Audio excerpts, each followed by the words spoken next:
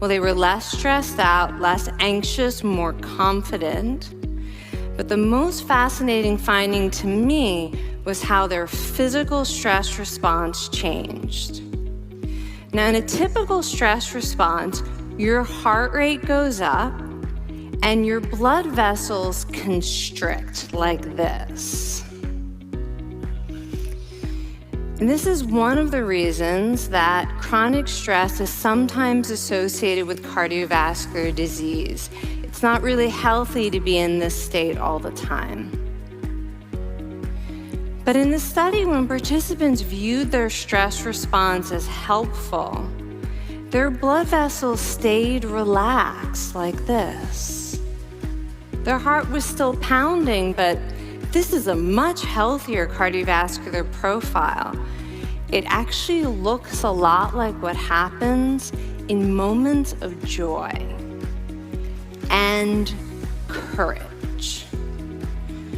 Over a lifetime of stressful experiences, this one biological change could be the difference between a stress-induced heart attack at age 50 and living well into your 90s.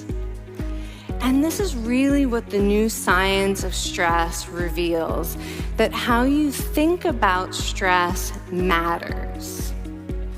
So my goal as a health psychologist has changed. I no longer want to get rid of your stress. I want to make you better at stress. And we just did a little intervention. If you raised your hand and said you'd had a lot of stress in the last year, we could have saved your life.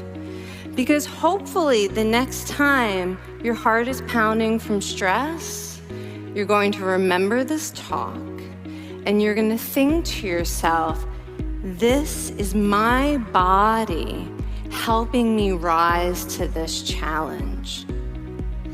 And when you view stress in that way, your body believes you, and your stress response becomes healthier. Now, I said I have over a decade of demonizing stress to redeem myself from. So we are going to do one more intervention. I want to tell you about one of the most underappreciated aspects of the stress response. And the idea is this: stress makes you social.